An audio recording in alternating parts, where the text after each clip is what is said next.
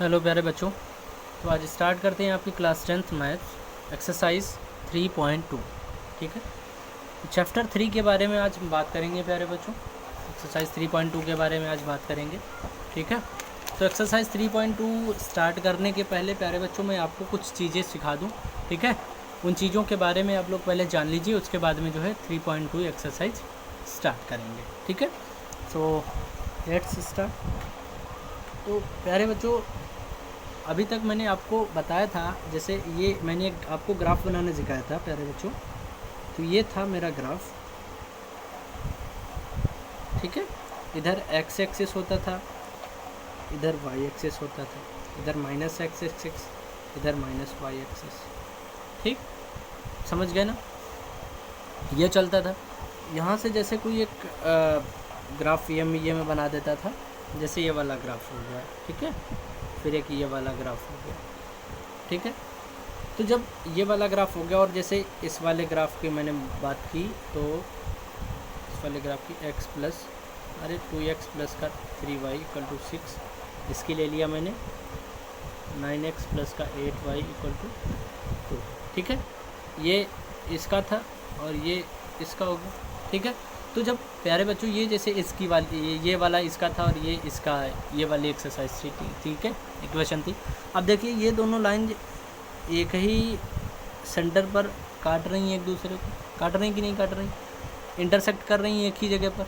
ठीक है, तो इनको हम क्या बोलेंगे? जब एक ही पॉइंट पर एक दूसरे को इंटरसेक्ट कर रहे हैं तो इनको हम इंटरसेक्टिंग लाइन बोलेंगे कि नहीं बोलेंगे? तो एक ही पॉइंट पर काट रहे हैं तो इनको हम क्या बोलेंगे प्यारे बच्चों?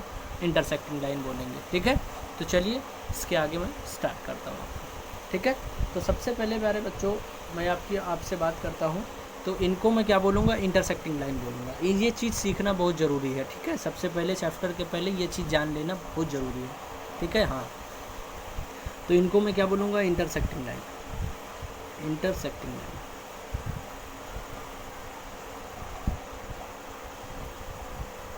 Intersecting lines.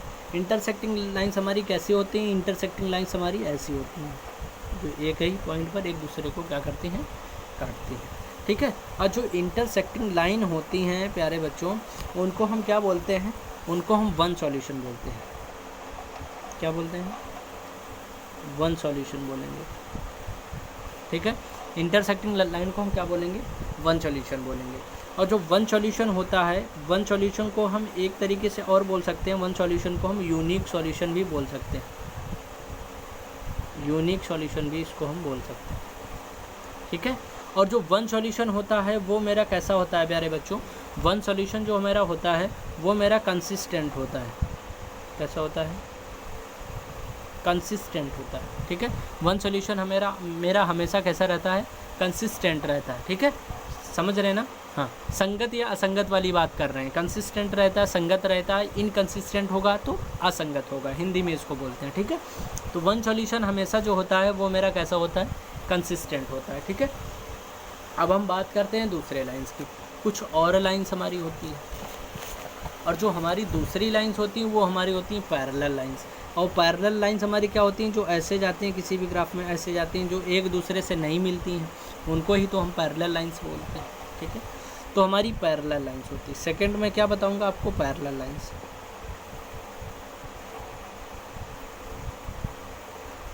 सेकंड हमारी क्या होती हैं?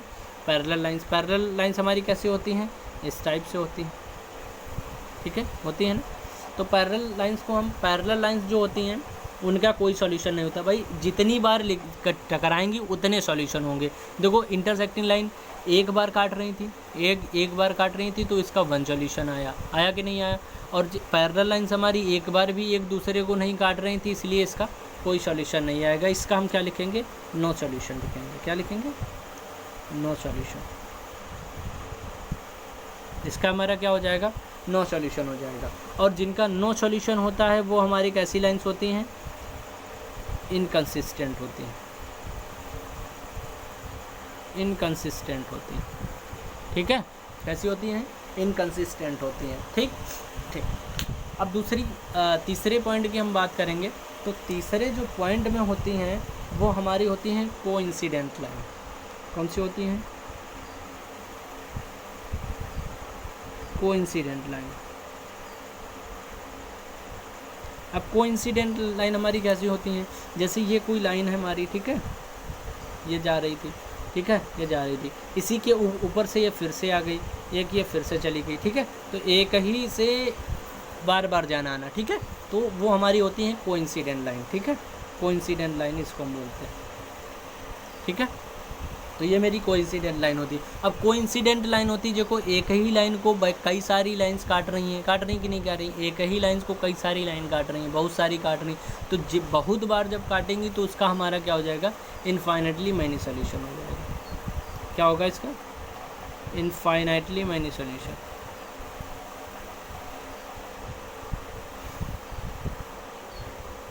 इसके हमारे बहुत सारे सॉल्यूशन होंगे। अब जिसके बहुत सारे सॉल्यूशन होंगे वो हमारे क्या हो जाएगा, कंसिस्टेंट हो जाएगा, वो भी हमारा क्या हो जाएगा, कंसिस्टेंट हो जाएगा, ठीक है, समझ गए ना। ये सारी चीज़ें आपको पता करना बहुत ज़रूरी है एक्सरसाइज 3.2 करने के लिए, ठीक है। तो इसको अगर कोई कन्फ्यूजन हो तो पूछिएगा ज़रूर, ठीक है। अब आगे की हम बात करेंगे inconsistent, consistent, intersecting lines, parallel lines, coincident line. इनको हम निकालेंगे कैसे, आप कहेंगे सर हमको पता तो है नहीं निकालने के लिए। तो इनको निकालने के लिए प्यारे बच्चों एक फार्मूला होता है, उस फार्मूले की बात करते हैं, ठीक है। उस फार्मूले की अगर हम बात करेंगे तो वो हमारा फार्मूला क्या होता है प्यारे बच्चों, a1x plus b1y plus c1 equal to 0। दूसरा मेरा क्या होता है a2x plus b2y plus c2 equal to 0। ये मेरे दो फार्मूले होते हैं जिनसे हम पता कर सकते हैं कि कंसिस्टेंट है, इनकंसिस्टेंट है, इंटरसेक्टिंग लाइंस हैं, पैरेलल लाइंस हैं या कोइंसिडेंट लाइन है, ठीक है। इसी फार्मूले से हम इसको फाइंड आउट करेंगे, ठीक है। तो आइए हम जरा जो पता करते हैं, ठीक है। अब जैसे मैं बताऊँ यहाँ से मैं इसको कैसे लिखूँगा इसको, अब जैसे मैं लिखा a1 अपॉन में a2 equal to b1 upon में b2 के, अगर a1 अपॉन में a2 ऐसे कोई एक आपको इक्वेशन दी होगी, ठीक है, उसमें से ऐसे निकाल लीजिएगा आप लोग, a1 है, b1 है, c1 है, a2 है, b2 है, c2 है, ठीक है। मैं बताऊंगा आगे अभी करके सवाल, ठीक है। तो अगर a1 अपॉन में a2 इक्वल है किसके, b1 अपॉन में b2 के, ठीक है, तो ये मेरा कौन सा होता है, ये मेरा इंटरसेक्टिंग लाइन्स होती है, इंटरसेक्टिंग लाइन्स, ठीक है। कैसा होगा ये, इंटरसेक्टिंग लाइन्स होगा, ठीक है। और इंटरसेक्टिंग लाइन्स अगर है तो इसका हमारा क्या होगा, वन सॉल्यूशन होगा। अभी भी बताया हमने, वन सॉल्यूशन होगा कि नहीं होगा। और जिसका वन सॉल्यूशन होता है वो हमारी क्या होती है, कंसिस्टेंट होती है। अभी भी बताया मैंने, ठीक है। कैसा होता है, कंसिस्टेंट होता है। अगर दूसरी चीज़ है, सॉरी ये मैंने गलत बताया, थोड़ा सा रॉन्ग मिस्टेक हो गया, a1 अपॉन में a2 not equal to b1 upon में b2, इक्वल टू नहीं होना चाहिए, नॉट इक्वल टू होना चाहिए, ठीक है। बस a1 अपॉन में a2 not equal to b1 upon में b2 हो तो इसका वन सॉल्यूशन, ठीक। तीसरी सेकंड पॉइंट की बात करेंगे हम अगर प्यारे बच्चों, तो a1 अपॉन में a2 equal to b1 upon में b2, अगर ये दोनों आपस में बराबर हो जाते हैं तो हम चेक करेंगे c1 अपॉन में c2 को। और अगर ये दोनों बराबर नहीं आते, एक को a1 अपॉन में a2 equal to b1 upon में b2 not equal to c1 upon में c2, अगर ये दोनों बराबर हो और c1 c2 बराबर नहीं हो तो वो मेरी कौन सी लाइन होती हैं, ये मेरी पैरेलल लाइन्स होंगी, ठीक है। ये मेरी कौन सी लाइन होंगी, पैरेलल लाइन्स होंगी। और पैरेलल लाइन्स के हमारे क्या होते हैं, नो सॉल्यूशन होता है, नो सॉल्यूशन होगा। और जिसका नो सॉल्यूशन होता है वो हमारा क्या होता है, इनकंसिस्टेंट, ठीक। मेरा कैसा हो जाएगा इनकंसिस्टेंट। तीसरे पॉइंट की बात करेंगे, अगर a1 अपॉन में a2 equal to b1 upon में b2 equal to c1 upon में c2, अगर ये तीनों आपस में बराबर हो जाए, और जब तीनों आपस में बराबर हो जाएंगे तो ये हमारी कौन सी हो जाएंगी लाइंस, ये मेरी लाइंस हो जाएंगी कोइंसिडेंट लाइन,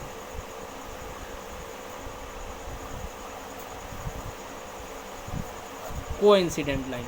और जो कोइंसिडेंट लाइन होती हैं उनके मैनी सॉल्यूशन होते हैं, उनके मैनी सॉल्यूशन होते हैं। और जिनके मैनी सॉल्यूशन होते हैं वो हमारी कंसिस्टेंट होती है।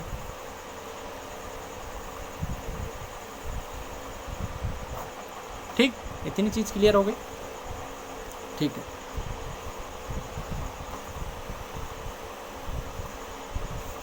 अब हम बात करते हैं क्वेश्चन फर्स्ट की। ठीक है, इतना सारा बताना था, ये सारी चीज़ें आप लोग लिख लीजिएगा एक फाइल में, अगर प्रॉब्लम आती है तो पूछ लीजिएगा। ठीक है, अब हम बात करते हैं क्वेश्चन फर्स्ट, एक्सरसाइज 3.1 का 3.2 का क्वेश्चन फर्स्ट।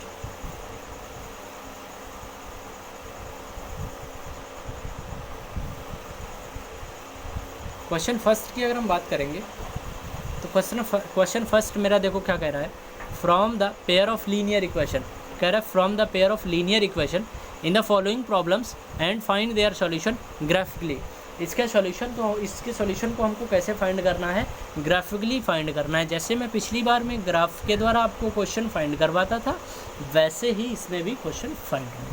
ठीक है, तो फ्रॉम द पेयर ऑफ, पहले इसके लीनियर इक्वेशन के आपको पेयर बनाना है, दो पेयर बनेंगे, उसके बाद में इसके ग्राफ के द्वारा इसको सॉल्यूशन। तो आइए बताते हैं।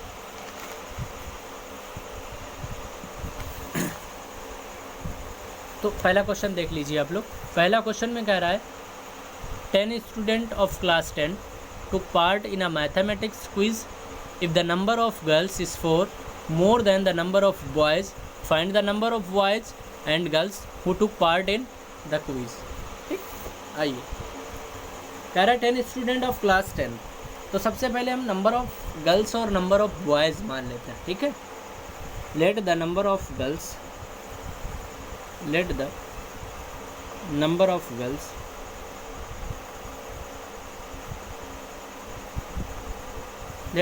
of girls be x। ठीक, और क्या मान लेते हैं, एंड नंबर ऑफ बॉयज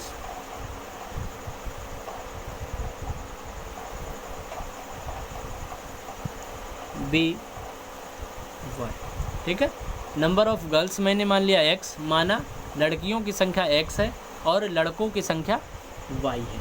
ठीक, इतनी चीज़ें मैंने मान ली। Let the number of girls x and the number of boys y। ठीक, अब लड़कियां और लड़कों की संख्या का तो मैंने मान ली, x मान लिया और इसका y मान लिया। अब कह रहा है 10 student of class 10 took part in a mathematics quiz. Question लिखना हो आप लोग वीडियो को पॉज करके क्वेश्चन को लिख सकते हैं। ठीक है, वीडियो को आप लोग पॉज कर दीजिएगा और क्वेश्चन आप लोग लिख लीजिएगा। ठीक है जी, हाँ। तो क्वेश्चन में कह रहा है 10 student of class 10 took part in a mathematics quiz. देखो 10 स्टूडेंट, मैथमेटिक्स क्विज में 10 बच्चे, 10 विद्यार्थी, एक मैथमेटिक्स का क्विज हो रहा था, उसमें जो है पार्टिसिपेट कर रहे हैं। ठीक है, तो लड़के कितने मैंने माना था, लड़कियां कितनी मानी, लड़के कितने माने, लड़कियां मैंने मानी थी x और लड़के मैंने माना था y। तो x plus Y equal to, यानी कि 10 स्टूडेंट हो गए भाई। क्लास 10 के 10 विद्यार्थियों ने पार्टिसिपेट किया मैथमेटिक्स के क्विज में, तो x plus Y equal to 10 हो गया।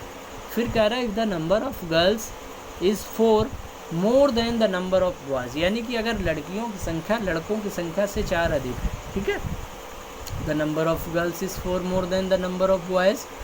ठीक, तो find the number of boys and girls who took part in the mathematics quiz. अगर लड़कियों की संख्या लड़कों की संख्या से 4 अधिक है, 4 गुना अधिक है, 4, ठीक है, हाँ 4 अधिक है, तो लड़कों की और लड़कियों की संख्या है पता करनी है, वो भी उसको कैसे फाइंड आउट करना है, ग्राफ के द्वारा। ठीक है, तो आइए इसकी, अब जैसे ये x plus Y equal to 10 हो जाएगा। फिर कह रहा है अब x लड़कियों की संख्या 4 अधिक है पहले से ही, किससे, लड़कों की संख्या से। लड़कों की संख्या थी कितनी, y थी, अब इससे कितनी अधिक है, 4 अधिक है। समझ गए ना, कोई दिक्कत तो नहीं आ रही ना। अगर हम इसको अच्छी तरीके से सॉल्व करेंगे तो क्या आ जाएगा, x, ठीक है, और y को इधर लाएंगे इक्वल के, तो मेरा क्या हो जाएगा, x माइनस का y इक्वल टू 4 हो जाएगा कि नहीं हो जाएगा। ये हमारी इक्वेशन फर्स्ट, और ये हमारा क्या हो जाएगा, x प्लस का y इक्वल टू 10, ये मेरी क्या आ जाएगी, इक्वेशन सेकेंड। अब मैंने इसको लीनियर इक्वेशन में फॉर्म्ड तो कर दिया, अब इसको ग्राफ के द्वारा बनाना है। ग्राफ के द्वारा कैसे बनाते थे, ऐसे ही बनाते थे ना, 1 2 3 प्लस 1 2 माइनस 1 माइनस 2 माइनस 1 ऐसे ही तो बनाते थे ना ग्राफ के द्वारा। चलो इसको ग्राफ के द्वारा सही करते हैं। अब अगर प्यारे बच्चों इसको ग्राफ के द्वारा हमको सही करना होगा ना, तो मैंने कौन सा अभी इक्वेशन मैंने कौन सी फाइंड की है, x minus Y equal to 4, x minus Y equal to 4। अब ग्राफ के द्वारा मैं कैसे इसको फाइंड करता था, x इक्वल टू 0 रखता था, y इक्वल टू 0 रखता था, ग्राफ के द्वारा फाइंड आउट करता था। चलिए x इक्वल टू 0 रख लेते हैं, तो x इक्वल टू 0 रखेंगे तो 0 माइनस का y इक्वल टू 4 हो जाएगा, तो y इक्वल टू निकालेंगे तो माइनस का 4 हो जाएगा। x इक्वल टू 0 रखा तो y की वैल्यू क्या आई 4। अब यहाँ से रखते हैं y इक्वल टू 0, तो x माइनस का 0 इक्वल टू 4 हो जाएगा, तो x इक्वल टू क्या आ जाएगा 4। ठीक, तो यहाँ से एक मेरा क्या बन गया, ग्राफ बन गया। ये x था, ये y था। x इक्वल टू 0 रखा था तो y मेरा कितना आया, माइनस का 4, ये देखो। और जब y इक्वल टू 0 रखा तो x कितना आया, एक ग्राफ बन गया। अब इसको आपको रिप्रेजेंट करना है ऐसे, ठीक है। सेकंड की हम बात कर लेते हैं। सेकंड इक्वेशन मेरी क्या थी, x प्लस का y इक्वल टू 10 था। अब x इक्वल टू मैं 0 रखूँगा तो यहाँ से करेंगे तो 0 प्लस का y इक्वल टू 10 हो जाएगा, तो y इक्वल टू कितना आ जाएगा मेरा, 10 आ जाएगा। जब x इक्वल टू 0 रखा तो y मेरा 10 आ गया। अब y इक्वल टू 0 रखेंगे तो x प्लस का 0 इक्वल टू 10 आ जाएगा, तो x इक्वल टू कितना आ जाएगा, 10 आ जाएगा। एक ये और मेरा ग्राफ, ये x था, ये y था। x इक्वल टू 0 रखा था तो y मेरा 10 आया था, और y 0 रखा था तो x 10 आया था, ठीक है। अब इसको ग्राफ के द्वारा कैसे बनाना है आप लोगों को, तो मैंने बताया ही है, वैसे ही आपको इसको प्रूफ करके दिखाना है, ठीक है ना।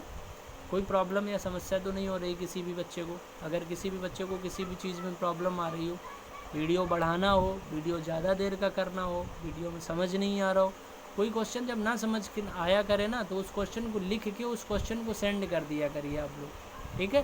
तो मैं उस क्वेश्चन का सॉल्यूशन दे दूँगा, ठीक है। जिस किसी भी बच्चे को अगर किसी क्वेश्चंस में प्रॉब्लम आती है, नहीं समझ आता है, तो वो बच्चा उस क्वेश्चन को लिख के और मुझे सेंड कर दे। तो जब आप लोग सेंड कर देंगे तो मैं उस चीज़ को दोबारा बता दूंगा, ठीक है। अच्छे से पढ़ते रहिए, जब कोचिंग खुलेगी तो इसके आगे से ही मैं स्टार्ट करूँगा, ठीक है। इसके पीछे नहीं जाऊँगा। और जो बच्चे नहीं पढ़ रहे हैं वो अपने ही लॉस करा रहे हैं, और जो बच्चे पढ़ रहे हैं वो बाकायदा आगे चल कर उनकी मेहनत रंग लाएगी। और जो अभी फालतू की बहानेबाजी कर रहे हैं, नौटंकीबाजी कर रहे हैं कि नहीं लॉकडाउन चल रहा है, इसमें ये है वो, तो फिर ये वो बाद में पता चलेगा ना, ठीक है ना। जो बच्चे मेहनत कर रहे हैं वो आराम से मेहनत करते रहें, बाकी का वो तो पता चलेगा जब कोचिंग खुलेगी, ठीक है। हाँ, तो आई होप्स कि आप लोग समझ गए हैं। ये बाकी का मैं HW में दिया जा रहा हूँ, ग्राफ बना के आप लोग हमको सेंड करिएगा, ठीक है जी। चलिए सेकंड क्वेश्चन की बात करते हैं। क्वेश्चन फर्स्ट का सेकंड पार्ट, ठीक है। क्वेश्चन फर्स्ट का सेकंड पार्ट ये दिया गया है, 5 pencils and 7 pens together cost 50, whereas 7 pencils and 5 pens together cost 46. Find the cost of 1 pencil and the 1 pen. यानी कि एक पेंसिल और एक पेन की कीमत पता करनी है, ठीक है। यानी कि 5 पेंसिल और 7 पेन 50 रुपये में एक व्यक्ति खरीदता है, और दूसरी चीज़ 7 पेंसिल और 5 पेन एक साथ में 46 रुपये की चीज़ें खरीदता है। तो एक पेन की कीमत और एक पेंसिल की कीमत हमको बतानी है, उस चीज़ के बारे में बात करते हैं, ठीक है जी। चलिए तो मैं वही करता हूँ, let the cost of pencil, second question second part, तो यहाँ से कर लेते हैं। Let the cost of 1 pencil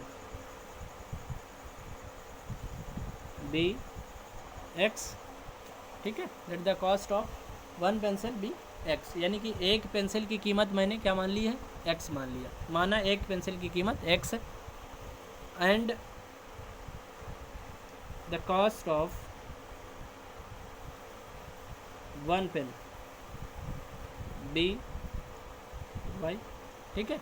और एक पेन की कीमत मैंने क्या मान लिया है, वाई मान लिया, ठीक है प्यारे बच्चों। अब आते क्वेश्चन पर आते, कह रहा 5 पेंसिल्स, पेंसिल कितने लिया है 5, एक पेंसिल कितने थी, एक्स थी, तो 5x हो जाएगा, प्लस फिर क्या कह रहा है 7 पेन्स, 7 पेन्स की कीमत, एक की कीमत कितनी थी, y थी, तो 7y इक्वल टू ये कितने में ले रहा है 50 रुपये। एक इक्वेशन फाइंड हो गई आपकी। दूसरा कह रहा है वेयर एज 7 पेंसिल्स, 7 पेंसिल, 7 एक पेंसिल हमारी एक्स की थी तो 7x, 7 पेंसिल 7x हो जाएगा, प्लस फिर कह रहा 5 पेंस, एक पेंस की कीमत हमारी y थी तो 5 पेंस की कीमत हमारी क्या हो जाएगी 5y, प्लस ये कितने में आ रहा है 46 में। अब इसको भी आपको कैसे करना है, ग्राफिकली भी करना है, ये भी आपका HW में दिया मैंने, ठीक है। तो ये दोनों क्वेश्चन आप हमको प्रूफ करके दिखाइएगा, ग्राफ के द्वारा इन दोनों क्वेश्चन को प्रूफ करना है। फर्स्ट वाले क्वेश्चन में ओनली ग्राफ भेजना है, सेकंड वाला क्वेश्चन पूरा सॉल्यूशन करके आप लोगों को भेजना है, ठीक है। तो आज के लिए इतने ही रखते हैं, मिलते हैं कल। तो ख्याल रखिए, पढ़ते रहिए, बहानेबाजी कोई नहीं करना, ठीक है। मस्त पढ़िए, और कोई चीज़ नहीं समझ में आती है उस क्वेश्चन को लिख के सेंड कर दीजिएगा, ठीक है। चलिए, थैंक यू, जय हिंद।